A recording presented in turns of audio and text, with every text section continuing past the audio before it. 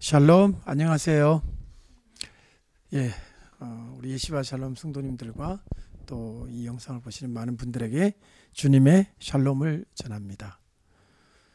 오늘은 예고한 대로 구원론 그 시리즈 마지막 예정론에 대한 말씀을 오늘 나누겠는데요. 저 자신도 이 예정론 때문에 많은 고민을 했고 많은 질문을 받았고 저 자신도 상당히 그 마음의 부담을 많이 느끼고 고통스러워했던 부분입니다. 그래서 이제 결국 제가 이제 신학교를 들어가게 된 게 장로교 계통의 신학교를 들어갔고 또 칼빈을 굉장히 중요하게 여기는 그러한 장로교 신학교에서 칼빈 신학을 제가 또 공부를 했습니다. 또 우리나라에서 그 이렇게 프랑스에 가서 그 당시로서는 아마 그 최초인지는 모르겠지만 프랑스의 유명한 신학대학에서 칼빈의 기독교 강요를 가지고 박사학위를 받으신 어느 교수님 과목을 들으면서 칼빈 신학을 또 제가 공부를 했습니다. 그리고 세월이 많이 지났잖아요. 네, 결론적으로 말씀드리면 저는 지난 2016년 12월 날짜가 9일인지 얼마인지 모르겠는데 그날 저는 장로교에 제가 퇴직을, 그러니까 뭐라 그러죠? 목사의 직을, 장로교 목사는 내가 되지 않겠습니다 하고 서류를 제출하고 저는 이제 장로교를 버렸습니다. 장로교를 탈퇴했습니다. 그러면 저는 이제 독립교회 같이 이렇게 하고 있는데요.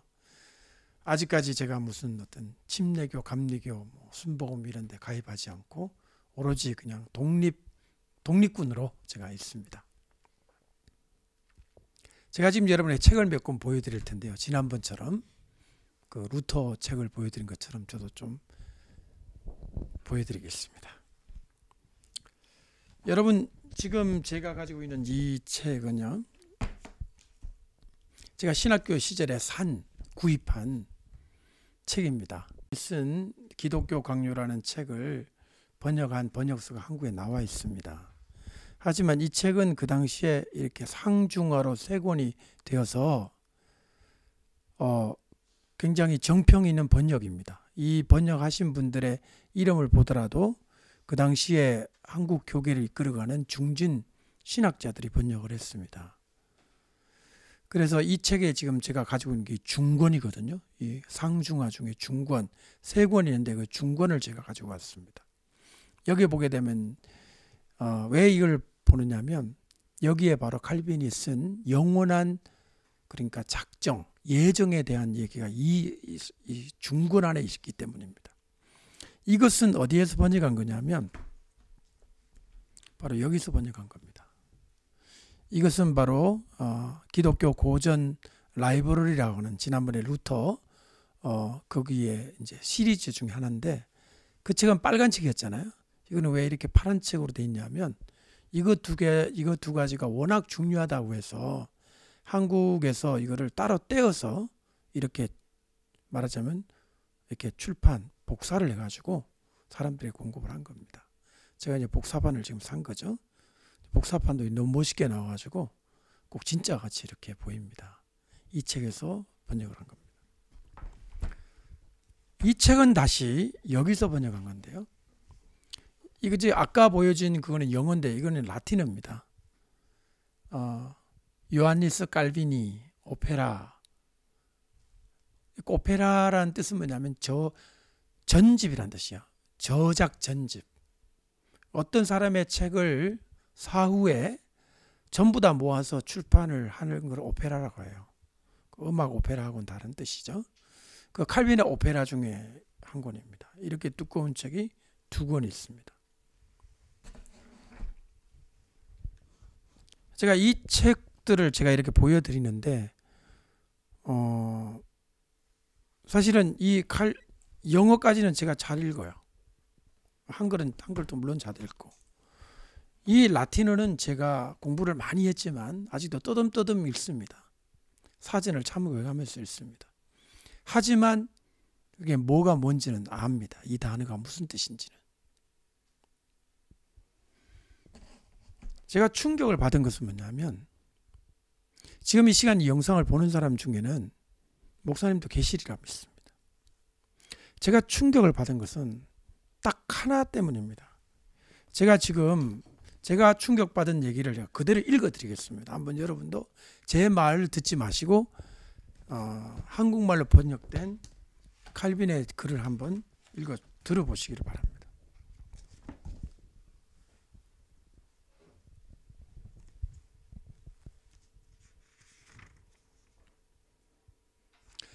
자, 이렇게 썼습니다. 칼빈 기독교 강요 중권 546페이지인데요. 거기에 이렇게 기록되어 있습니다. 하나님께서는, 적을 수 있으면 적어보셔도 괜찮아요. 그냥 머릿속에 넣으셔도 괜찮고요. 하나님께서는 처음 사람, 이게 이제 first man이 이제 아담이잖아요. 처음 사람의 타락과 그로 인해서 후손이 멸망할 것을 예견하셨을 뿐 아니라, 미리 이제 아셨다는 거죠. 예견하셨을 뿐 아니라 그 자신의 결정에 따라서 그렇게 되도록 마련하셨다. 마련이 뭐예요? 뭐가 마련이에요?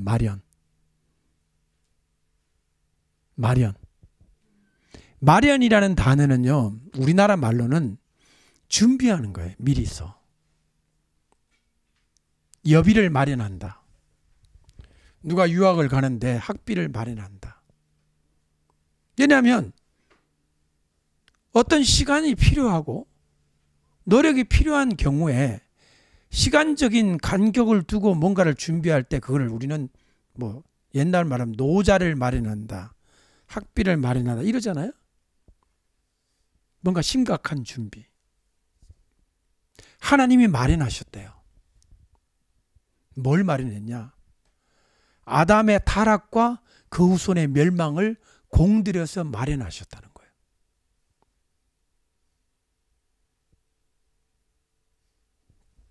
여러분이 이 말을 들으시고, 목사님 그 마련이라는 단어가 그러면 이거 번역이 잘못된 거 아니에요? 예.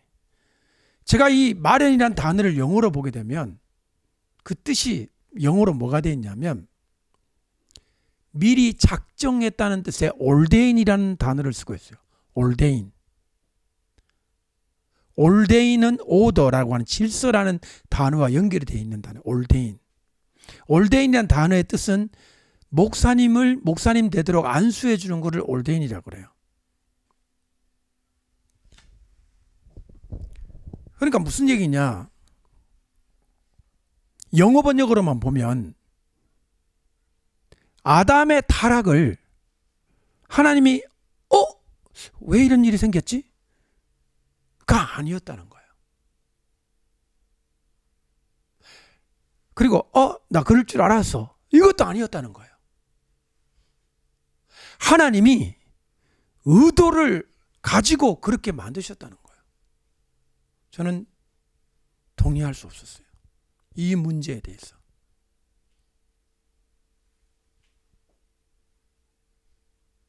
아까 제가 한글로 읽을 때 예견하셨을 뿐만 아니라라고 하는 구절이 있었죠. 실제로 그렇게 주장하는 분들이 있었습니다. 즉 하나님은 아담의 타락을 예견하셨다, 미리 딱 아셨다. 그러나 그렇게 되도록 정하지는 않으셨다라고 하는 주장이 있었다는 거예요. 그런 사람들이 있었습니다. 그 사람들에 대한 비판을 하고 있는 거예요, 칼빈이 지금. 근데 저는 어떻게 생각했냐면, 예견하셨는데 하나님의 생각과는 너무도 다르게 아담이 따먹었다, 그렇게 생각했거든요. 좀 더 쉽게 말할게요. 하나님의 의도는 따먹지 않는 거예요. 저도 따먹으면 안 돼, 선악과를 먹으면 안 되는 거예요. 그게 하나님의 뜻이었는데 그 생각과는 다르게 아담이 먹었다, 이렇게 알았다는 거죠. 저는. 여러분 어떠세요? 여러분도 그렇게 생각하지 않나요? 근데 내가 뭔가 잘못 번역이 된 건가 또는 영어가 잘못 번역됐는가 싶어가 이 책을 찾아봤어요. 이 라틴어 원전을. 이 책에도 역시 라틴어로 올디나레라고 하는 동사를 쓰고 있어요. 영어와 라틴어는 원래 둘 다 웨스턴, 서쪽, 저 라틴 계통의 동일한 어족이잖아요. 같은 언어의 뿌리를 가지고 있는 거예요. 마련하셨다는 번역이 그렇게 나쁜 번역이 아니에요. 마련하신 거예요. 하나님이 아담의 타락을 마련하신 거예요. 칼빈의 주장에 의하면. 자, 그럼 물어봅시다. 하나님이 마련했는데 아담이 거역할 수 있습니까? 하나님의 그 작정과 하나님의 준비를 나는 싫어. 하나님은 나를 그렇게 선악과를 먹도록 하셨어도 나는 안 먹겠습니다. 할 수 있겠느냐고요. 하나님이 마련했는데. 인간의 부모는 자식이 반항을 할 수 있어요. 얘야, 내가 너를 저기 뭐 하도록 마련해놨단다. 아빠 싫어요. 저는 그거 안 할래요. 할 수 있어요. 아담하고 하나님이에요. 이게 둘이가 반항하는 사이예요, 지금 이게. 자, 이게 지금 우리 생각이잖아요. 그럼 칼빈이 스스로 주장하는 칼빈의 신학 구조, 칼빈의 머릿속에서 감히 어떤 피조물이 신의 작정에 대하여 반기를 들 수 있나? 칼빈이 뭐라고 말하느냐? 절대로 불가능하대요.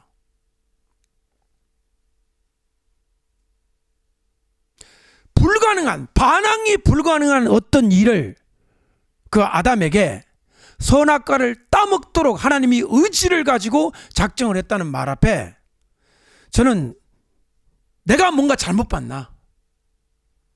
아니면 칼빈이 지금 뭔가 잘못 얘기를 했나? 둘 중에 하나다. 전 고민이 됐던 거예요. 많이 고민됐습니다. 그래서 다 봤어요, 제가 이거를.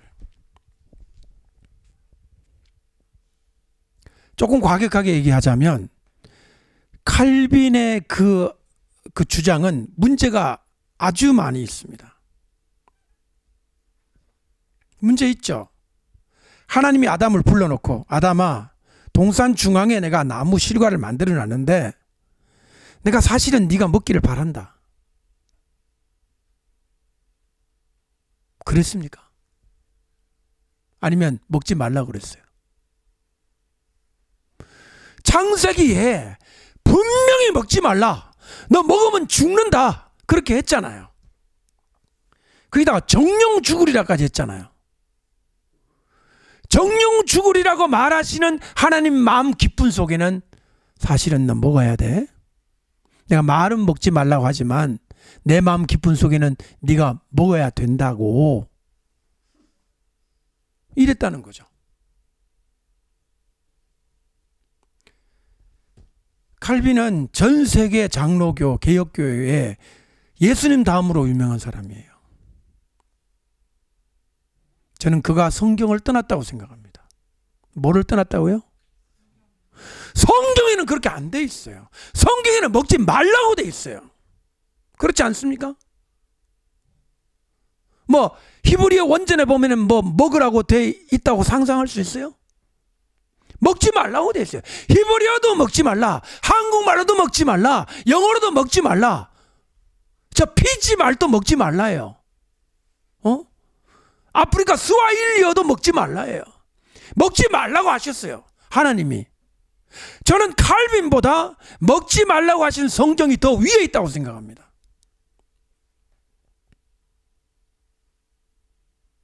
저는 둘 중에 하나를 택하려면 성경을 택하겠습니다.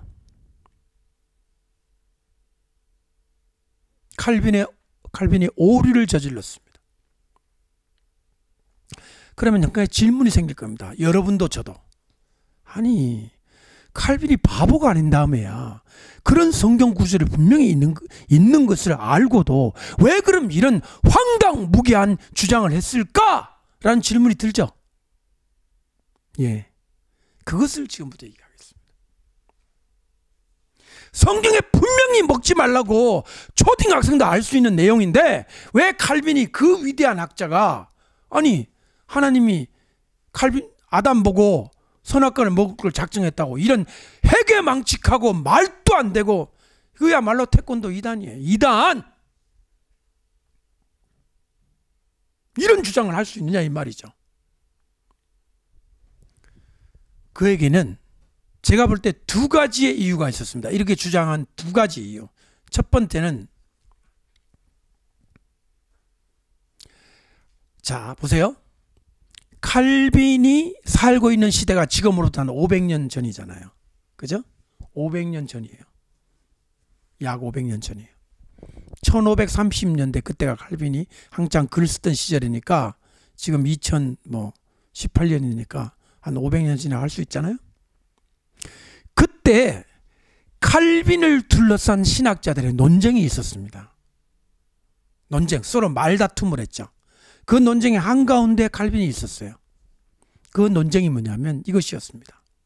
하나님은 미래 일을 알고 결정하실까, 결정하시고 나니까 알게 되었을까? 이걸 가지고 이제 논쟁을 한 거예요. 하나님이 결정을 하시는데 뭔가를 미리 알고 결정을 하실까, 결정하시니까 알게 되었을까? 말장난 같죠? 근데 잘 들어보세요. 먼저 알고 그거에 대해서 결정한다 그러면 하나님의 알미 우선이죠. 알미 우선이죠. 인텔렉트가 먼저예요. 지식이 먼저라는 것입니다. 이거를 인텔렉츄얼리즘이라는 토마스주의예요. 토마스주의. 토마스 아퀴나스에 의한 토마스주의가 뭐냐면 하나님이 먼저 알았기 때문에 결정했다는 거예요. 이것과 반대쪽에 서 있는 사람은 스코투스주의라는 게 있었는데요. 이것은 뭐냐면, 아니다, 하나님은 전능하시기 때문에 알아야 결정할 필요가 없는 분이다. 하나님은 절대 자유로우신 분이기 때문에 자기는 알매 기초를 하는 게 아니라 그냥 결정하시는 게 그냥 끝이다. 끝. 이것을 주의주의라고 그래요. 발론추리즘. 자를 보십시오.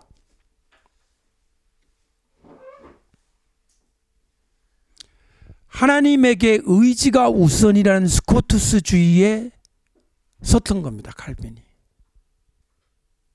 하나님의 자유를 확보하고 싶었습니다. 그는. 하나님은 어떤 미래를 예측한 정보에 의해서 판단하시는 분이 아니라 그 자신이 절대 전능하신 분이기 때문에 그런 미래에 대한 예측 정보를 가지고 결정하시는 그런 약한 분이 아니다. 이것을 강조하고 싶었던 겁니다. 그래서 아담이 따먹을 거를 알고만 계셨다고 한 게 아니라 그렇게 하면 약한 하나님이 되는 거예요. 미래를 예측만 하지 여기서는 결정하지 못하시는 유약한 하나님이 되기 때문에 결정하셨다고까지 해야 완벽한 하나님이 될 거라고 생각했던 거죠. 이게 칼빈의 의도였습니다. 하나님이 아담의 선악과 따먹을 것까지 결정했다 함으로써 하나님의 절대 전능성을 강조하려고 했던 것이 칼빈의 의도였습니다. 나쁜 뜻은 아니었어요. 칼빈이 하나님을 망가뜨리기 위해서 하려고 한 게 아닙니다. 하나님의 절대 전능성을 강조하기 위해서 그렇게 한 거죠.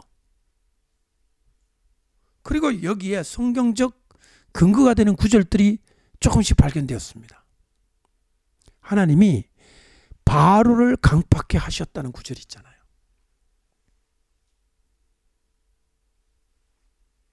하나님이 바로는 그냥 있었어. 하나님이 막 강팍해가지고 그렇게 됐다는 거예요. 그 구절을 또 인용하는 거예요. 또 성경에 하나님께서 악한 자들도 악한 날에 쓰임에 적당하게 하셨다는 구절이 또 있죠. 이런 구절들을 근거 삼아서 칼빈은 뭐라고 했느냐? 하나님은 절대 전능하시고 세상에 일어나는 모든 일은 필연적으로 하나님이 작정했기 때문에 일어난다. 인간의 자유와 인간의 결정은 거기서 제거된 거죠. 여기서 더 심각한 것은 제가 칼빈을 만약에 죄인이다, 칼빈이 잘못했다, 칼빈이 정말 잘못한 사람이라고 제가 주장한다면 그의 잘못 죄목 중에 첫 번째는 성경을 훼손했어요.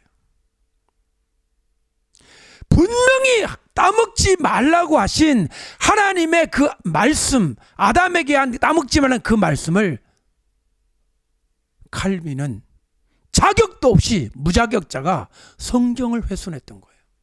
이거 좀 벌받아야 된다고 생각합니다. 보세요.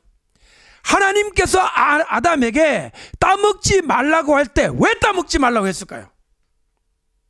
그 이유가 뭘까요? 아담아, 너 절대 따먹지 마. 따먹으면 너 죽어.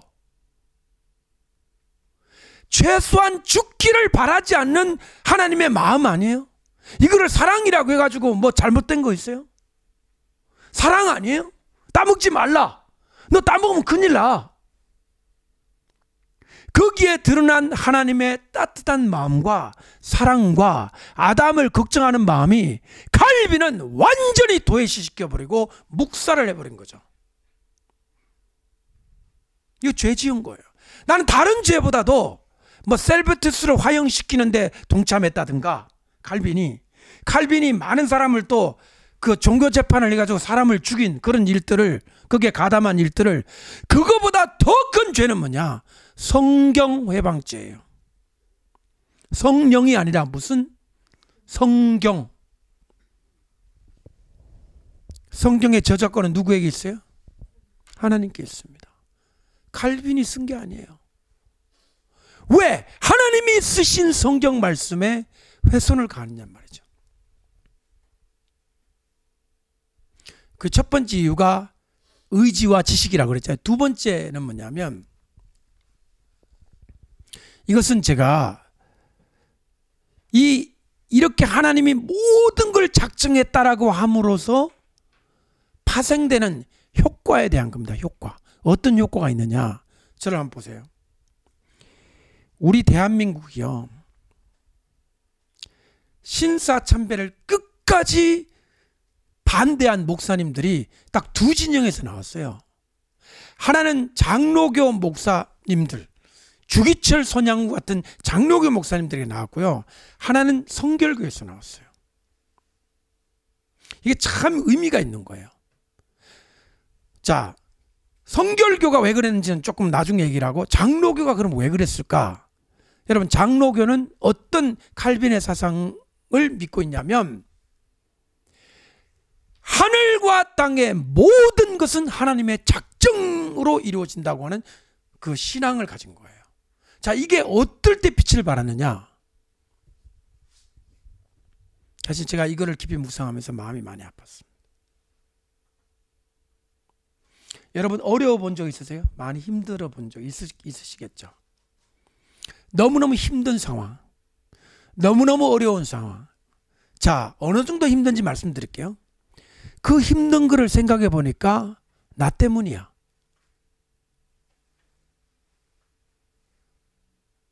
그 힘든 이유가 나 때문이라고 말하면, 생각이 되는 순간 나는 살 의지와 희망이 없는 거예요. 그런 상태까지 어려워 본 적이 계세요? 다른 이유가 필요한 거예요.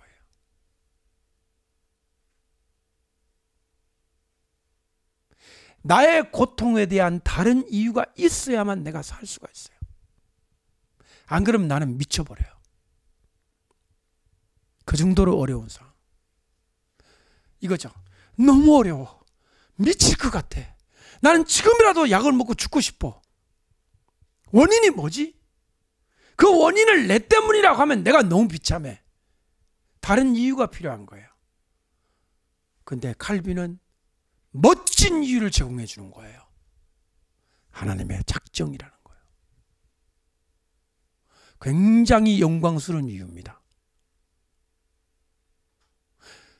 아까는 굉장히 비참했잖아요. 내가 잘못해서 이렇게 힘들어졌다고 하면 나 자살해야 돼. 약 먹든지 진짜 아파트 20층에서 뛰어내리든가 막 죽어야 돼. 나는 인간도 아니야. 나는 쓰레기야. 그냥 죽어야 되는데, 아니 멋진 이유를 발견한 거예요. 누구의 작정이다? 하나님의 작정? 그럼 나도 책임이 좀 있지만 나보다도 크신 누구의 작정? 하나님의 작정이니까. 가족들 다 모아놓고 너희들 이 아빠를 너무 나무라지 마라. 하나님의 작정이야? 막 이래버려. 너무 멋지잖아요, 이유가. 그리고 맨날 기도하는 거예요. 하나님의 뜻대로 이렇게 됐사옵나이다. 저도 잘못은 했지만 하나님의 뜻이옵니다. 너무 멋진 거예요. 갑자기 살 희망이 생기는 거예요. 그리고 맨날 교회 가요. 내가 미치지 않아도 되는 거예요. 내가 정신적으로 정신 이상이 되거나 미치거나 정신분열이 되거나 자학을 해서 내가 스스로 죽지 않아도 될 이유를 예정론은 주는 거예요. 너무나 고상하게. 이런 거지. 내가 어찌 하나님의 뜻을 저항할 수 있겠는가? 그분의 뜻에 따라 내가 이렇게 됐는데 나를 나무라지 마라. 더군다나 그때는 가부장적 시대예요. 그렇게 아빠가 얘기하면 아니에요 할 만한 딸이 누가 있고 아들이 누가 있어요. 금방지게 아버지가 하나님의 뜻이야 그러는데, 여러분 일제시대를 지탱시켜오는 기가 막힌 이유를 장로교는 제공해 줬습니다. 회개도 좀 하고. 근데 자살할 만큼은 아니죠. 여러분 잘 들으세요. 이것이 사람을 구했습니다. 사실은 예정론을 믿는 사람은 자살하지 않습니다. 절대로. 하나님의 뜻이니까. 노예가 되든 몇백 년을 그냥 노예가 되든 깜빵에 가든 막 거지로 얻어먹고 살아도 나 안 죽어요. 자살 안 해요. 전지정한 누구의 뜻이니까? 저분의 뜻이니까. 거지로 살아라. 할렐루야 아멘이에요. 제가 예정론을 지금 극찬하는 것 좀 듣기잖아요. 그죠? 그런 기능이 있는 거예요. 칼빈이 살았던 시대는 무지막지한 시대였습니다. 여러분은 상상 못합니다. 이 종교전쟁으로 유럽의 인구의 3분의 1이 죽었어요. 도둑질, 살인 이런 걸로 죽인 게 아니에요. 에? 이거 믿는다고 혀 뽑아 죽이고 저거 믿는다고 다리 잘라 죽이고 말도 안 되는 거예요 도대체. 세례 그렇게 좋아해?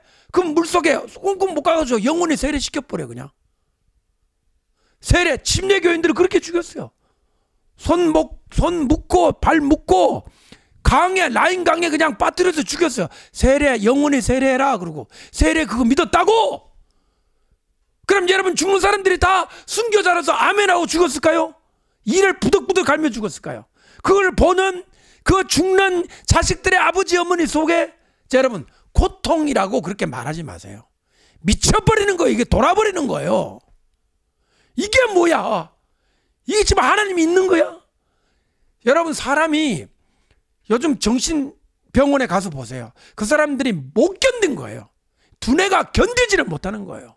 미쳐버리는 거예요. 그냥 계속되는 고통과 그냥 계속 고통이 오면요 사람이 임계점을 폭발해버리면 미쳐서 헛소리를 하는 거예요. 여러분 너무 큰일 당하면 정신이 혼이 나가가지고 헛소리 하는 사람들 있지 않아요? 그렇게 되는 거예요. 칼빈이 살았던 시대는 그런 시대예요. 예정론이 필요했던 거예요. 그래서 예정론을 믿는 사람은 누구에게 참 큰 위안이 됐냐면 절망의 절망을 살아가는 사람들, 더 이상 노력이라는 노자도 말할 수 없는 사람들, 그런 사람들에게는 복음처럼 들려졌던 게 예정론이었습니다. 지금은 그 효용 가치가 끝난 것 같아요. 사람들이 이제 자살하기 시작합니다. 견뎌내지를 못합니다. 인천에 아이가 두드려 맞다가 떨어져 죽었다면서요. 근데 애들은 살인죄를 안 받고 지금 뭐 폭행죄를 받고 있다는데, 너무너무 견디기 어려워가지고 떨어져 죽는 그 아이한테 물어보죠. 니 왜 죽었냐? 너무너무 떨어지는 게 좋아서 떨어졌어요? 아, 나는 떨어지는 것이, 이 점프가 나의 소망이어서 이참에 한번 떨어져보자 이래 죽었어요? 걔들 때문에 떨어졌잖아요. 근데 지금 법은 그 사람들 걔들을 그냥 폭행으로 가요. 옛날 같으면 안 떨어져요. 머리가 깨져도 싸운다고 애들이. 자살이라는 게 갑자기 우리나라에 지금 들어오기 시작했어요. 못 견디는 거예요. 이 세너티라 그러거든요. 정상성을 유지하는 것, 세너티. 세인이라는 영어 단어가 정상인이거든요. 인세인 하면은 그는 이제 정신 이상인이라고요. 세너티. 정신이 이상해지지 않고 정신이 정상을 유지하며 살아갈 수 있도록 해주는 것이 예정론에는 기능적으로 있었던 겁니다.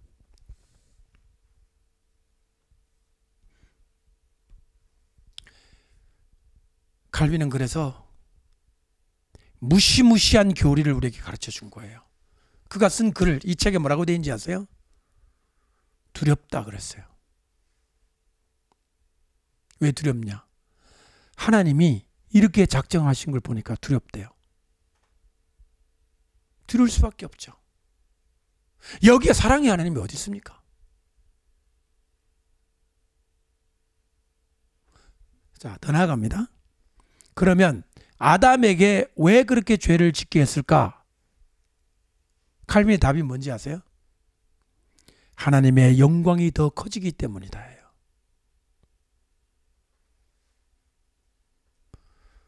참 기가 막히죠. 그러니까 하나님의 영광이 더 커지기 때문에 이 아담을, 자기 자식이나 마찬가지인 아담을 죄를 짓도록 작정을 해놨다는 거예요. 이 말이 됩니까? 그럼 아담은 하나님의 영광을 위한 무슨 뭐 쥐새끼입니까? 아주 뭐 인격도 없고 사랑도 없고 그냥 하나님의 영광을 위한 그냥 도구, 마음도 없고 사랑도 없는, 아무런 가치도 없는 그냥 도구입니까? 여러분 누구에게인가 도구가 된다고 생각해 보세요. 도구. 남편이 아내한테 느끼는 느낌이 도구야. 그 심지어 아내가 말도 해. 당신은 도구야. 그거 알아? 돈 벌어는 도구야. 도구. 도구 역할 잘해. 안 그러면 밥 안 줄 거야. 그래 보세요. 죽이거나 죽을 겁니다. 아마 요새 같은 때는. 사랑이 없는, 인격적으로 대우하지 않으면 못 견디는 거예요. 사람은. 부인한테도, 남편이 너 도구야. 도구. 애도 낳는 도구, 빨래하는 도구, 밀대 같은 존재야. 마대 있잖아. 마대. 낡으면 교체할 거야. 그래 보세요. 이 여자가 밥에다 청산가리를 한 삽을 넣어가 그냥 콱떼먹게 죽여버려. 그냥 부인 남편을. 사람은 못 사는 거예요. 사람이 도구로 인정되고 인격적으로 인정되지 않으면 어떻게 살아갑니까? 집 나가든지 미쳐버리든지 죽이든지 자기가 죽든지 한단 말이에요. 지금 이 칼빈에 의하면 아담은 도구예요. 영광을 위한 도구. 잠깐 나왔다가 죄 짓고 죽어주는 존재. 이 칼빈의 신학에 사랑이 어디 있냐고요. 사랑 없습니다.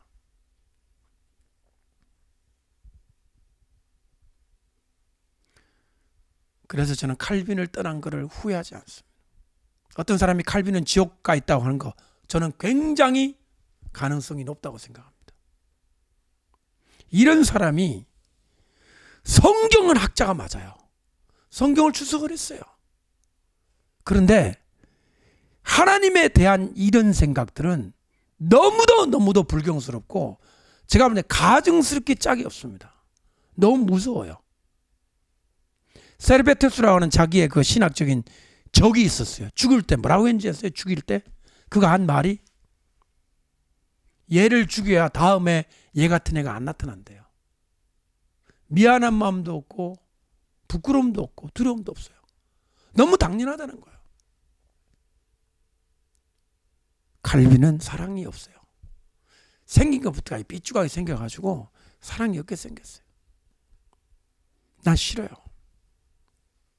칼빈이 만약에 천국 가면 나 천국 안 가고 싶어요. 이런 하나님을 주장한 이 인간을 어떻게 하나님의 종이라고 믿을 수 있어요? 하나님이요. 여러분, 하나님은 눈물을 안 흘리시죠. 하나님이니까. 하나님 정말 눈물 안 흘린다고 생각하세요? 우리 같은 눈물을 안 흘리시겠죠. 하나님도 아프신 분이에요. 하나님도 분노하시고 하나님도 슬퍼하시고 하나님도 사랑하시고 구약 성경에 그렇게 나와야 안 나와요? 히브리적인 정념의 하나님, 불타오르시는 하나님이에요. 그 인격성을 다 제거해버린 그리스 로마 철학에 완전히 쩔어있는 칼빈의 하나님은 구약 성경이 알 수 없는 이상한 하나님이에요. 아이들은 좀 어렵지만, 많이 어렵지? 지금 목사님 무슨 얘기하는지 지금 막 머리 아프지? 여러분도 도구 아니야. 엄마 아빠가 낳았다고 도구 아니야. 재롱 떨어준 도구? 아니야. 그런 거 엄연한 인격체예요. 아담도 인격체예요. 아담도 꿈과 희망이 있었어요. 근데 자기의 사명이 뭘 먹는 거? 말도 안 되잖아요. 나는 민족 중에 역사적 사명을 띠고 이 땅에 태어났다. 아담은 나는 선악과를 따먹고 하나님의 영광을 확 돌리기 위해서 태어났다. 이거예요. 나 그럼 기독교인이 안 될 거예요. 나 성경, 그게 만약 성경이라면 난 성경 집어 던질 거예요. 이 정도로까지 얘기했으면 말 다 했잖아요. 제가 무슨 그냥 열받아가지고 장로를 포기한 게 아니에요. 잘못된 거 이거는 성경을 떠난 거예요. 그러면 진짜 성경이 얘기하는 예정이 뭔지 우리 한번 보겠습니다. 자, 사도 바울이 우리를 하나님의 자녀들을 예정했다는 구절을 아주 명료하게 기록한 것이 로마서 8장 29절, 그 위대한 성경 구절이죠. 하나님이 미리 아신 자들로 또한 그 아들의 형상을 본받게 하기 위하여 미리 정하셨으니, 이렇게 기록되어 있잖아요. 따라해 봅시다. 하나님이 미리 아신 자들로, 미리 아셨다 할 때 이 알다라는 동사가 야다입니다. 여러분 히브리어를 조금만 아는 사람은 알겠지만 이 야다, 따라해보세요. 야다는 어떤 알미입니까? 야다, 내가 그를 안다 그러면 어떤 알미예요? 경험적인 알미예요. 야다는 책을 통해서 읽은 게 아니에요. 내가 안정수기를 안다. 안정숙을 경험했다는 거예요. 안정숙이 뭐를 경험했냐? 모든 걸 경험했다. 이게 야다예요. 그러니까 하나님은 예수 믿는 우리를 미리 우리를 경험적으로 다 아신 거예요. 여러분 태어나기 전, 여러분 태어나기 뭐 얼마 안 되잖아요. 그죠? 이 기나긴 역사를 보면 저 영원 전부터 하나님은 우리를 다 알고 계신 거예요. 태어나서 어떻게 살 건지, 예시바 살렘에 와서 예배 드릴 건지, 누가 결혼할 건지, 애를 몇 명 낳을 건지 하나님은 다 알고 계신 거예요. 그걸 아는데 막연한 지식이 아니라 그 순간순간의 경험과 아픔을 하나님은 다 경험적으로 알고 계신다는 거예요. 그리고 나서 아시고 뭐 하시느냐? 미리 정하셨습니다. 아람어로 이 미리 정했다는 단어는 샴이라는 단어인데요. 이 뜻은 너무 놀랍게도, 너무 감사하게도 인그레이브란 뜻이에요. 동판에 새겼다는 거예요. 인그레이브라는 석판, 돌비석에다가 이 정으로 쪼아가 새기는 거 있죠. 동판에다가 이게 그 금속 공예가 새기는 거 있죠. 저와 여러분을 새겨놨다는 거예요. 세 번째, engrave, inscribe, 마지막 세 번째 뜻이 뭐냐면 써놓았다라고 되어 있어요. 그때 가서 이제 쓰다는 단어가 나와요. 첫 번째 뜻은 우리의 이름을 새겨놓은 거예요. 불꽃으로 우리의 이름을 새겨놓은 거예요. 미리 하시고. 토마스주의, 스코트주의 그런 야리꾸리한 건 다 집어 던지라 이거예요. 성경대로 가자 이거예요. 성경대로 어떻게 가냐? 미리 아셨습니다. 경험적으로 우리가 지금 숨 쉬는 거, 내가 밥을 먹는 거 다 알고 계신 거예요. 나의 고통, 내가 아파하는 이 모든 우리의 삶의 경험 일체를 주님 다 알고 계시고, 그리고 나서 우리의 이름을 새겨놓았다는 거예요.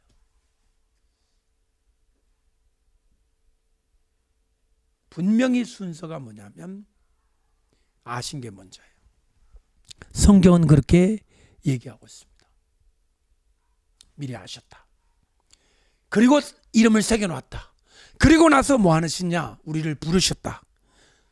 의롭게 하셨다. 그리고 영화롭게 하셨다. 이렇게 순서대로 가는 거예요. 한번 따라 합시다. 미리 아심, 미리 정하심. 미리 아심을 한문으로 예지라고 하고요. 미리 정하신 것을 예정이라고 하는 거예요. 예지가 있고 예정이 있는 거예요. 그 다음에 우리를 의롭게 만드십니다. 칭의해 주셨고, 그 다음에 우리를 영화롭게 해주셨습니다.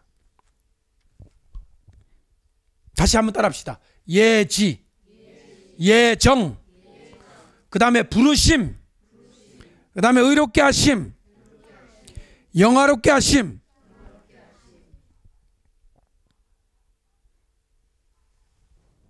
하나님은 우리를 다 알고 계신 거예요.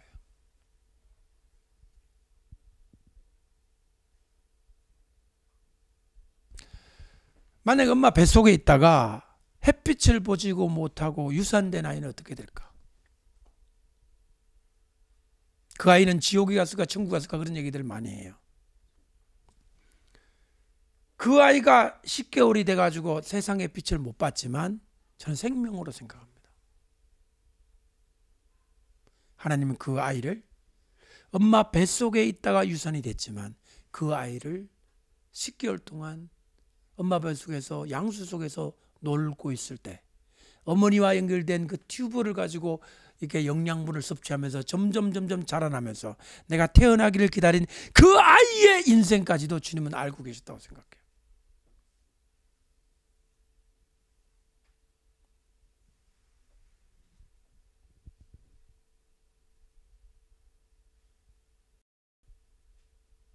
우리가 3남매잖아요.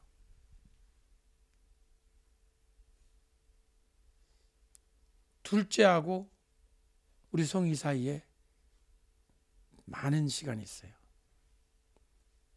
한 8년?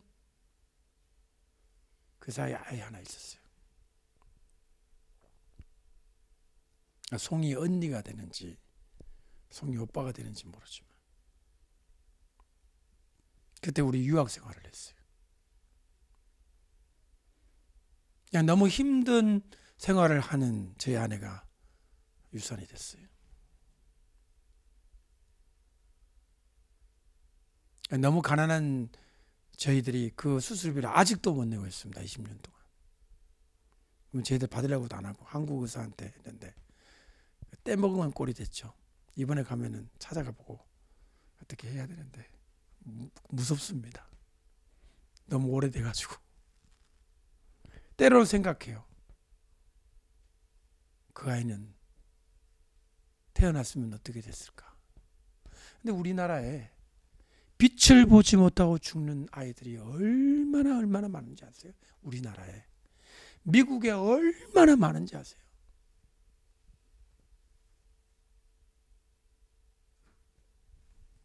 정말 여러분, 하나님의 이 경험적 알을 우리는 진짜 이해해야 돼요. 여러분이 지금까지 살아온 인생, 아니 앞으로 살아갈 인생, 발걸음마다 주님은 경험적으로 알고 계세요. 그걸 알고 주님을 신뢰하셔야 돼요. 예수님은 이런 성도들을, 그러니까 하나님이 미리 아신 자들을 뭐라고 표현했느냐? 따라해 보십시오. 아버지께서 내게 주신 자. 아버지께서 예수님에게 주셨대요. 아버지께서 원래 알고 계신, 하나님 아버지께서 알고 계신 무리가 있는 거예요. 그런데 이 무리를 태어나기 전에도 알고 계신 거예요. 2000 몇 년? 다이가 몇 년생이야? 2012년? 2010년 김다혜가 태어날 걸 하나님 알고 계시고, 김다혜 언니가 누구인지, 그 언니의 언니가 누구인지, 그 언니의 언니가 누구인지 하나님 다 알고 계셔요. 그 다혜가 언제 하늘나라에 올지 알고 계세요. 나이가 80대 할머니가 될지 올지 몰라요. 우리 모두 몰라요. 언제 올지. 빨리 간다고 나쁜 것도 아니고 늦게 간다고 좋은 것도 아니에요. 주님의 나라에 간다는 게 중요해요. 아멘. 우린 주님 나라 갈 거예요. 주님이 우리를 정해놨어요. 그리고 나서 예수님을 믿게 한 거예요. 다혜 같은 경우는 엄마 아빠를 통해서 믿게 하시죠. 우리 송이 가지고도 엄마 아빠를 통해서 믿게 했죠. 저 같은 경우는 엄마 아빠가 예수님을 안 믿어가지고 사탕에 의해서, 성탄절 날 사탕 준다는 말에 의해서 친구 손에 끌려간 게 7살 때 교회를 처음 갔어요. 방법은 달라도 주님이 때가 돼서 부르신 거예요. 이미 알고 계신 거예요. 내 백성, 내 자녀라고 하나님 알고 계신 거예요. 그걸 예수님 말씀하시기를 아버지께서 내게 주신 자. 따라합시다. 아버지께서 내게 주신 자. 이 자들은 영원히 멸망하지 않는데요. 성경에 뭐라고 되어 있느냐? 하나도 멸망하지 않는데, 하나도 멸망하지 않는다. 지금 요한복음 6장 37절 39절, 요한복음 10장 28절 29절, 아버지께서 내게 주신 자, 예정된 자죠. 예정된 자는 하나도 멸망하지 않고 마지막 날에 다 살아난다. 저를 보십시오.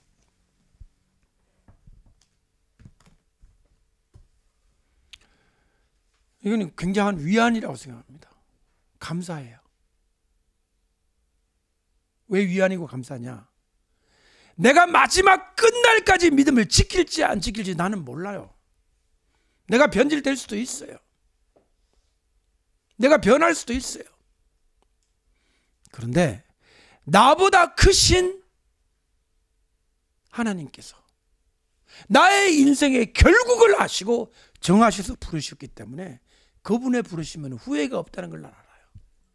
다시 말하면, 바꾸어 말하면, 현재 내 상태가 예수 그리스도를 확실히 믿고 성령을 받고 하나님의 일꾼, 하나님의 성도, 하나님의 자녀로 분명하다면 이것은 하나님께서 정하신 사람이 분명하다는 거고, 그래서 나를 사단의 손에 넘기지 않고 끝까지 보존하실 거라는 믿음이에요. 이런 점에서 저는 예정론을 믿습니다. 하나님이 예정해놨다는 거예요. 저는 저 자신도 불안해요. 만약에 내 신앙의 유무에 의해서 구원이 아직도 결정되지 않고 중간 단계에 있다면, 이제야 네가 잘하면 천국 가고 못하면 지옥 간다, 몰라 아무도, 이렇게 한다면 전 자신 못해요. 여러분 자신할 수 있어요? 네? 그 구원의 확실성 여부가 나에게 있지 않다는 거예요. 예정론은 하나님이 미리 하시고 정해놨다는 거예요. 나를 붙들고 계신다는 거예요. 그렇기 때문에 나는 절대로 지옥에 가는 그런 길로 가지 않을 거고, 하나님이 나를 붙들어서 천국에 인도하실 거라는 확고부동한 믿음을 가지고 살아갈 수 있다는 거죠. 이런 점에서 저는 예정론을 믿어요.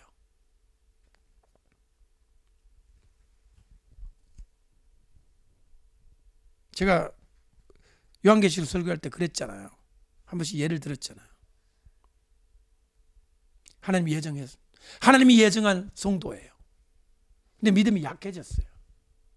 그래서 내일 이제 666 받으러 오라고 저 이제 보건소에 가야 돼요. 근데 얘기했죠.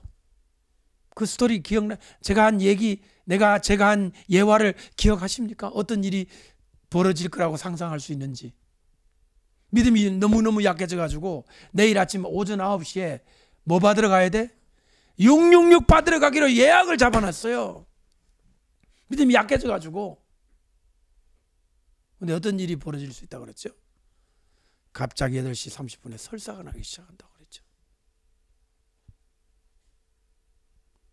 9시에 받기 전에 8시 30분에 화장실 들어갔어요. 설사가 나오더니 그 다음에는 안 나와. 하도 안 나와가지고 이제 덩어리 같은 게 이제 안에 있나 봐. 힘을 주다가 실핏줄 틀어서 사망을 했어.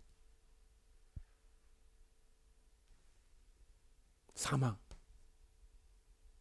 자, 666 받고 죽었으면 그거는 불구덩이 지옥 가잖아요. 근데 지금 화장실 들어가가지고 힘 주다가 죽었으니 666 안 받고 죽었잖아요. 약간 좀 이렇게 깨끗한 상황은 아니시고 상당히 지저분한 상황이지만, 그래도 666 받고 깨끗하게 지옥 가는 것보다 좀 다소 지저분하지만 천국 가는 게 낫지 않나요? 하나님은 우리의 삶에 개입하셔서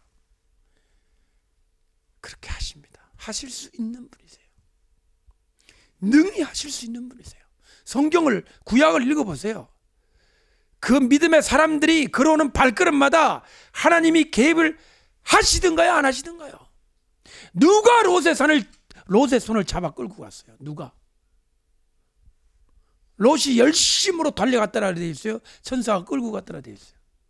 왜 천사가 내려와요? 머뭇거리는 롯을 잡아당긴 거예요. 택한 백성, 하나님의 자녀들은 주님께서 지켜주십니다.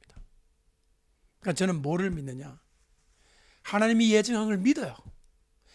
하나님이 예정한 걸 믿는데 우리의 모든 삶을 경험적으로 아시고, 그리고 난 다음에 우리를 예정하셨으니 나의 뭐까지 보셨냐? 내가 숨을 꼴가닥 넘어가는 순간까지 나의 믿음의 결국까지 다 보시고 쟤는 선택해. 이래가 선택됐다는 거예요. 그러니까 뭘 걱정하세요? 666 받을까 봐 걱정되세요? 저는 걱정 안 돼요. 내가 믿음이 좋아서 안 받는 게 아니라 하나님이 나를 선택했기 때문에 절대로 안 받을 걸 알아요. 그 전에 내가 정말 666을 받을 수밖에 없는 약한 믿음이라면 고혈압, 당뇨병, 뇌졸중 많습니다. 교통도 많고 비행기도 많고 여러 가지 다양한 방법으로 주님이 우리를 불러가시는데 666 안 받게 하실 거라는 거예요. 나를 믿는 게 아니라는 거죠. 내 믿음, 내가 믿음이 좋으니까 나는 자신 있어. 누가 그럴 수 있어요? 나와보라 그래요. 그런 사람 없습니다. 인간은 그럴 수가 없어요. 하나님이 우리를 붙들고 계시기 때문에 우리가 믿음도 지키고 끝까지 승리하는 것입니다. 요한복음 17장에는요 2절, 6절, 9절, 12절, 24절 더 많이 있지만 제가 읽어드리겠습니다. 아버지께서 아들에게 주신 모든 자. 2절입니다. 6절에는 세상에서 내게 주신 사람들, 저희는 아버지의 것이었는데 내게 주셨다. 9절, 아버지께서 내게 주신 자들. 12절, 그 중에 하나도 멸망치 않고, 따라합시다, 오직 멸망의 자식뿐이니이다. 한 번 더, 그 중에 하나도 멸망치 않고 오직 무슨 자식뿐이다? 멸망의 자식뿐이다. 저를 보세요. 저를 보세요. 선택받았다가 성적이 안 좋으니까 지옥 보내는 게 아니에요.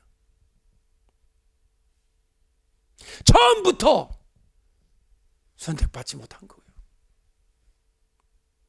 예배당에만 나왔지만 하나님 자녀 아닌 거예요. 그래서 지옥을 가는 거예요. 따라합시다. 제 갈 길로 갔나이다. 지금 누구한테 한 말이고? 가룟 유다에게 한 말이에요. 가룟 유다의 갈 길은 천국이 아니었어요. 제 갈 길, 제 갈 길로 갔나이다예요. 가룟 유다는 한 번도 구원받고 하나님의 자녀를 된 적이 없는 거예요. 자기의 갈 길을 간 거예요. 멸망의 자식은 멸망으로 가는 거예요. 천국 자식이 공부를 못하니까 너 불합격, 이게 아니에요. 신앙생활 너 못했으니까 너 불합격, 아니에요. 처음부터 마귀의 자식이었고 처음부터 지옥의 자식이었어요. 그러니까 중요한 게 뭐냐, 내가 지금 믿음의 자녀, 그러니까 하나님이 선택한 자로서의 증표가 있느냐가 굉장히 중요한 거예요. 뭐가 증표죠? 절대적인 증표는요, 성령의 열매라는 겁니다. 성령이 내 안에 계시면 필연적으로 열매가 나타나는데, 성령의 열매가 내게 있느냐? 사랑과 희락과 화평과 있잖아요. 그 9가지 열매가 내게 있느냐? 그게 없다. 자신의 구원을 다시 생각해 봐야 돼요. 그게 있다. 목사님, 좀 크지 않고 좀 작은데요. 작은 건 왜 작냐? 농작물 관리를 잘못해서 작은 거예요. 비료도 안 주지, 병충해도 안 잡지, 맨날 방치 해놓으니까 작죠. 성경 말씀으로, 기도로서 교회도 잘 가고, 그러면 우리의 성령의 열매가 탐스럽게 맺힌단 말이에요. 과실을 풍성케 하사 사람들 앞에 하나님께 영광을 돌리게 만들 의무가 있어요, 없어요? 우리한테 있는 거예요. 그건 우리의 의무예요.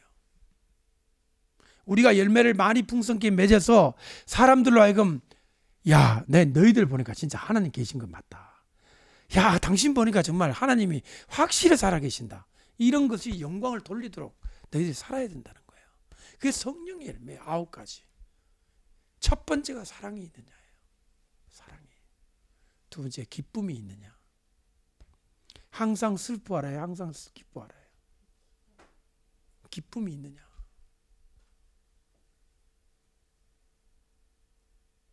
여러분의 삶의 전반적인 삶의 모습이 하루 24시간 있으면 거의 웃습니까? 거의 웁니까? 전반적인 삶의 형태가. 저는 거의 웃습니다. 제가 얼마나 집에서 유머러스한지 여러분은 상상도 못하실 겁니다. 예? 저 많이 유머러스합니다. 예? 기뻐합니다. 크리스찬의 삶의 특징 중에 하나입니다. 기쁨. 기쁨은 감사. 그럼 그 사람은 막 모든 삶이 막 엄청나게 부자겠네. 부자니까 기뻐하지. 우리같이 가난뱅이는 기뻐할 수 없어. 아니에요. 가난해도 기뻐합니다. 국수를 먹다가 파리가 빠져도 기뻐합니다.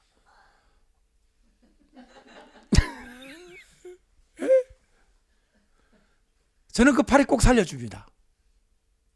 내게 온 파리를 잘 닦아서 창문 밖으로 내보내주는 그런 착한 마음을 가지고 있어요. 저는. 사랑과 희락과 화평이라고 해요. 이런 삶의 특징들이 내게 있으면 여러분 따라합시다. 내 안에 성령님이 계시는구나. 내가 선택받은 하나님의 자녀로구나. 나는 절대로 멸망하지 않겠구나. 주님께서 붙드시는구나. 아멘. 근데 이거요, 너무 쉽게 이거 이력하면 안 돼요. 많은 도전과 시련과 연단, 자기가 믿음에 있는지 없는지 주의 종들, 설교자들이 공격과 테스트를 많이 해야 돼요. 찔러야 돼요. 찔러야 돼. 네가 익었냐 안 익었냐, 이게 지금 고구마냐 감자냐, 열매가 있냐 없냐를 말씀으로 많이 해줘야 성도들이 자기가 누구인지 점검할 기회가 있잖아요. 여러분, 요즘 한국 교회 가면 점검할 기회가 미안하게도 별로 없어요. 그냥 구원받은 걸로 간주합니다. 다 구원받았죠? 자, 따라하세요. 예수는 하나님의 아들. 따라 안 하죠. 예수는 하나님의 아들. 끝! 구원받았어. 할렐루야. 자, 의심 있는 분은 저 옆방에 사형리 읽으세요. 사형리 읽는데 5분 걸려. 그럼 할렐루야. 할렐루야. 더 구원받아 주시옵니다. 이제 우리 할 일은 복 받는 것입니다. 복 받읍시다. 점검이 없어요. 점검이. 제가 어느 교회를 들어봤는데 그 교회는요, 그 교회 나오자마자 집사를 준대요. 교회 나오자마자 세례를 주는 게 아니라 뭘 줘? 집사를 일단 주고 세례는 그 다음 주나 봐요. 그 교회가 엄청 부흥한다는 거예요. 그 교회 가면 집사를 준다는 거지. 그 부흥의 비결이라는 거예요. 그래서 저보고도 목사님 목회를 부흥을 하려면요, 일단 출석하자마자 바로 그냥 집사를 좀 부흥합니다. 그게 타락의 지름길이에요. 뭐의 지름길? 점검할 기회도 없어. 내가 믿음에 있는지, 내가 예수를 믿는지, 회개를 했는지 도무지 점검할 기회 없어요. 바로 집사 주고 세례 주고 장로 주고 구역장 주고 일해 복받아 하는 거예요. 그리고 송구영신 되면은 뭐 써보내가지고 이게 뭐 제비 뽑기 심지 뽑기 해가지고, 이야, 이거 저 중국 식당 가면 왜 주는 그 폴춘 쿠키야. 폴춘 쿠키. 한국에는 없지만 미국에는 있어요. 폴춘 쿠키. 쿠키 안에 딱 보면은 종이가 하나 나와. 너의 인생은 큰 복을 받을 것이다. 너무 좋대. 아무리 봐도 앞으로 나쁜 일 생기는 건 없어. 밥 먹고 난 다음에 이제 한마디 좋은 거 써주잖아요. 그러면 그 성경 구절에 이렇게 뽑을 때 있잖아요. 거기에 너는 죄가 많도다. 그런 거 있어요. 전부 복으로 가득 찬, 그거 하나 뽑으려고 송구영 신예배 때 그걸 통해서 또 헌금을 또 은근히 강요하면서, 은강, 네? 확실히 강요도 안 해. 하나님의 축복이 시합니다. 이렇게 하면 성도들 마음속에 이거 그냥 가면 안 되는 거구나, 행해야지. 그래가지고 한국 교회가 이렇게 부자가 되는지 몰라도 결국에는 그건 교회 부흥도 아니에요. 교회에 돈 많이 들어오기를 바라는 거예요. 나는 참 우리 성도님들이, 한국교회 성도님들이 어떻게 보면 불쌍하기도 하고 어떻게 보면 위대하다고 생각해요. 왜 위대하냐? 그걸 알아도 하는 거야. 주여, 목사님이 돈 다 좋은 데 쓰시겠지. 그러니까 뭐죠? 무작정 하는 거예요. 무작정 순종하는 거예요. 언제까지 순종하는지 아세요? 제가 옛날에 큰 교회 목사님, 그 할머니 권사님들이 그렇게 한대. 근데 그 교회 목사님이 이제 바람이 나가지고 여자가 있다는 소문이 났다고 하니까 그 할머니 권사님들이 말하는 게 뭐라는지 아세요? 나는 우리 목사님 따라갈 거야. 우리 목사님 첩이 5명 있어 따라갈 거야. 우리 목사님 최고야. 이쯤 되면요, 정인지 세뇌인지 미쳤는지 구별이 안 돼. 사실 우리 한국 사람들 좀 정 많은 사람이 없어요. 정이 붙었고 목사님이 참 고생 어릴 때부터 그 교회 처음 고생하고 그러면요 눈에 뵈는 게 없어요. 잘못을 잘못이라고 얘기를 안 해요. 그게 한국 사람들이 가지는 이 정문화예요. 여러분들 저한테 정들시면 안 돼. 정들면 그렇게 돼요. 뭐가 되느냐? 사단의 회가 되는 거예요. 하나님 말씀도 없고 진실도 없고 진리도 없고 그냥 인간 노릇만 되는 거예요. 무서운 거예요. 인간적으로 좋은 거 같죠. 그 정의. 그것이 결국 하나님의 말씀을 거역하게 만드는 거예요. 하나님 말씀 거역하게 만들고 하나님 마음을 슬프게 만드는 거예요. 죄를 죄로 모르게 만드는 거예요. 죄는 죄예요. 아무리 좋아도 죄는 죄고요. 잘못은 잘못인 거예요. 회개할 기회를 줘야 되는 거예요. 그 정도로 목사님을 사랑하거든 목사님이 되셔갖고 무슨 첩입니까? 무슨 여자입니까? 회개하셔요. 그렇게 해야죠. 뭐 우리 목사님은 너무너무 좋아서 첩이 5명이라도 괜찮아. 그거는 심각한 문제가 있는 거예요. 근데 그 얘기 듣고 큰일 났다. 세습을 하든 비자금 문제로 사람이 자살을 하고 죽든 움직이지 않잖아요. 이게 한국교회 성도들의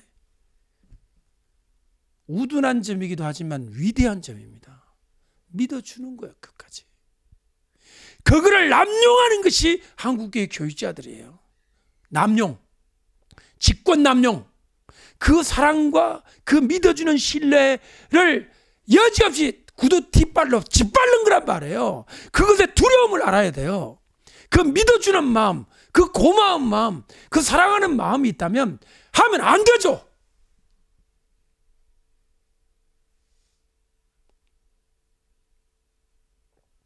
너무 나쁜 거예요. 성도들은 죄가 없어요. 착한 거예요, 사실은. 그래서 제가 그랬잖아요. 이 대한민국이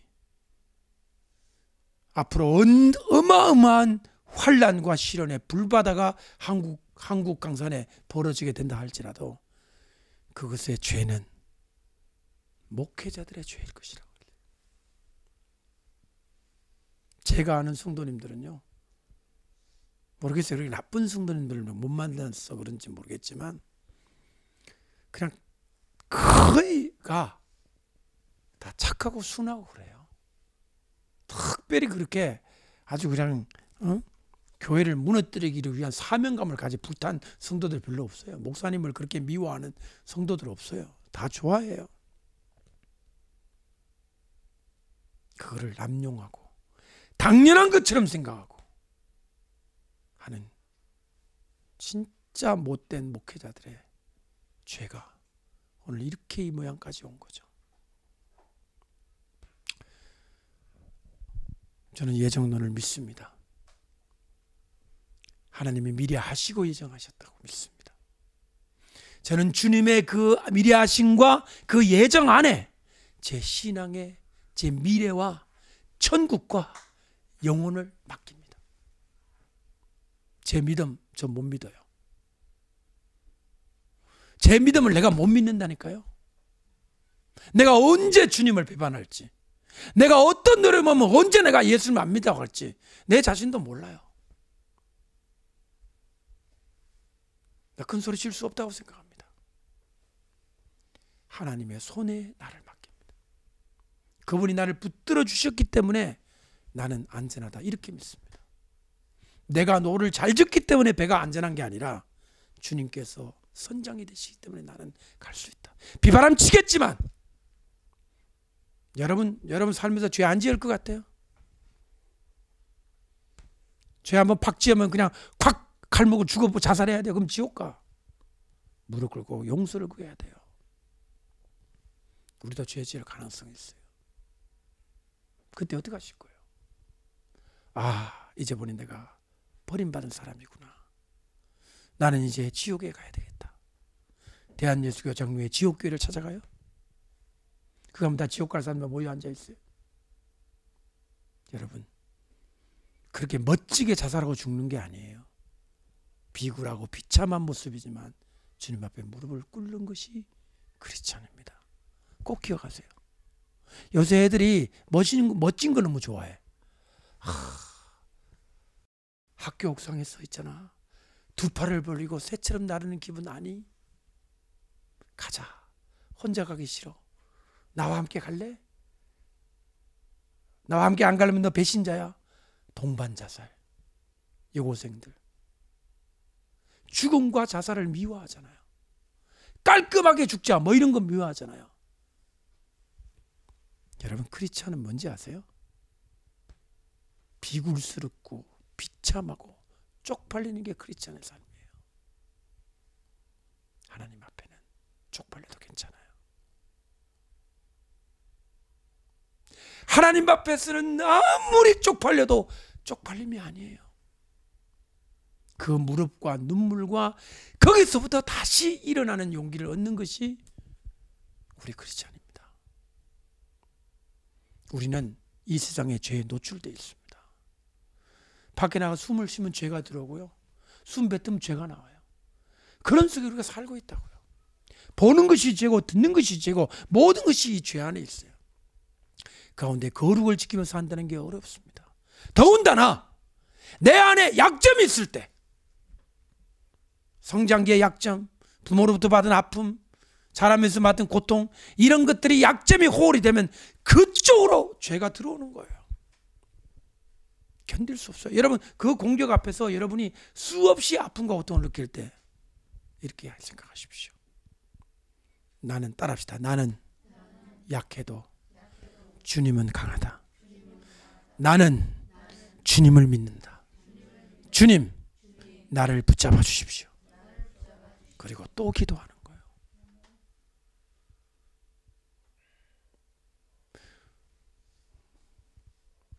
인생을 살면서 넘어질 때가 있습니다. 제가 얘기 하나 해드리죠. 제가 목사가 되려고 했을 때 아버지가 그러시더라고요. 재하야, 너 목사가 되려고 하냐? 예. 그럼 나한테 약속을 해라 그러는 거예요. 뭐를? 네가 목사가 돼가지고 네가 만약에 목사가 된 상태에서 죄를 지으면 어떡하겠냐? 근데 제 답이 뭔지 아세요?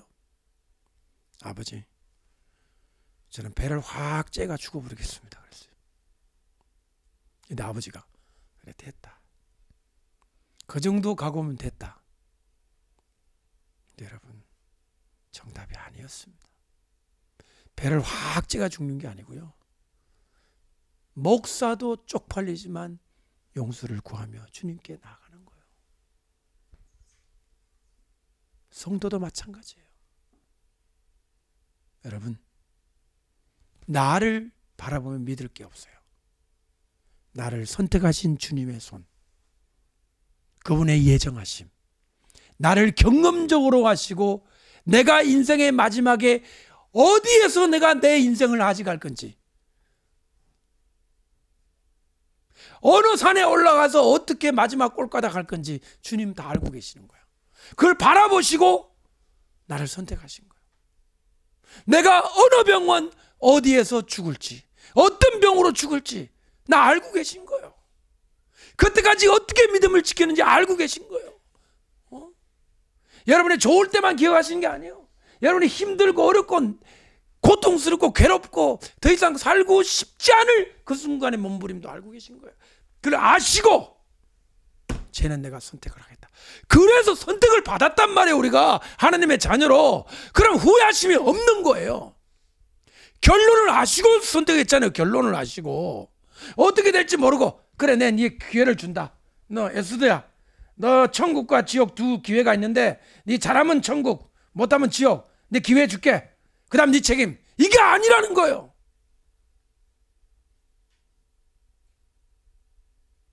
에스더를 다 아신 거예요. 에스더가 보니까 20살, 쫙쫙 해가지고 나이대로 다 어떻게 믿음을 지켜주고, 그래, 얘가 확실한 하나님의 자녀라는 걸 아시고 선택을 하셨다는 거예요. 여러분, 이런 방식의 예정론이라면, 성경적 예정론이라면 얼마나 우리가 위안이 되겠습니까? 아멘. 주님을 의지할 수 있잖아요. 날마다 주님 앞에 나아갈 수 있잖아요. 내가 잘못해도 나아갈 수 있잖아요. 쓰러져도 나아갈 수 있잖아요. 돌이킬 수 없이 큰 죄를 지을 수도 있어요. 주님 앞에 나아갈 수 있잖아요.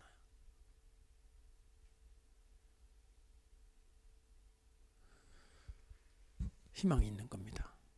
주님의 선택하심에 그게 소망이 있는 겁니다. 잘못된 예정론과 하나님에 대한 왜곡된 시각 때문에 한국 교회가 잘못된 칼빈 때문에 병들었던 것을 다시 예정론을 회복해야 한다고 생각합니다. 이것은 죄를 마음대로 지어도 좋다는 얘기입니까? 예정됐으니까 마음대로 죄지라 그랬어요. 제가 지금 죄지고 싶으세요? 지금 이 말을 듣고 아 그래 예정됐으니까 좀 짓자 그런 생각 드세요? 아니죠. 그분의 믿어주셨는데 정말 내가 짓고 싶지 않은 게 죄 짓는 거야. 주님의 그 마음을 내가 아프게 하면 안 돼. 그런 마음에 드시는 거 아니에요? 저는 그런 마음이 들어요. 주님 나를 이렇게 믿어주셨는데 내가 주님 마음 아프게 하면 안 되지. 내가 부족하지만 열심히 해볼게요. 주님 힘이 없으니 도와주세요. 그런 마음이 들지. 어떻게? 아 그래 예정됐어. 아 천국 가. 어떻게도 가. 그 죄 많이 짓다가 죽기 전에 꼴값 날 때 회개하자. 이런 생각이 드세요? 그런 생각이 들 수가 없잖아요. 하나님의 마음을 알면요 내 생각이 바로 잡히는 거예요. 근데 이걸 가지고 예정론을 믿는 사람은 죄를 조장한다 그러고 잘못된 거예요. 예정론도 올바로 가르쳐지면요 우리에게 큰 위안이 되고 위로가 되는 거예요. 죄를 멀리하게 되는 거예요. 그리고 더 중요한 것은 죄를 짓고 난 다음에도 스스로 절망과 좌절하지 않고 주님의 손을 붙잡을 수 있다는 것이 이 예정론의 최고의 강점입니다. 오늘 여기까지 하겠습니다. 기도하겠습니다. 하나님 아버지, 주님은 사랑이 많으신 하나님이신 것을 고백합니다. 아담도 너무너무 사랑하셨고 사랑하셨기 때문에 아담 보고 선악과 따먹지 말라고 하셨고 하나님은 우리를 사랑하셨고 우리의 삶을 전부 다 아시고 그 결론적으로 우리를 선택하심을 믿습니다. 우리를 선택해 주셔서 감사합니다. 우리를 예정해 주셔서 감사합니다.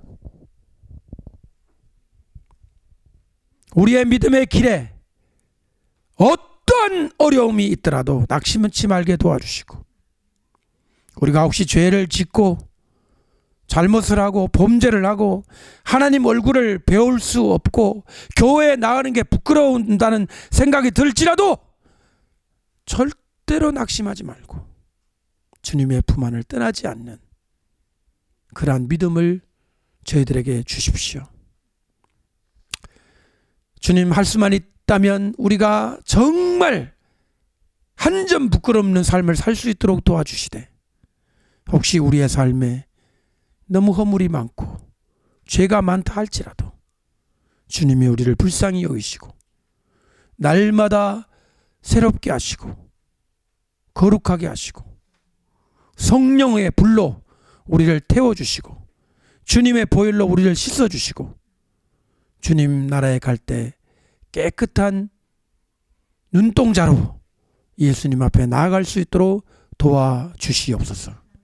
예수님의 이름으로 기도하옵나이다. 아멘.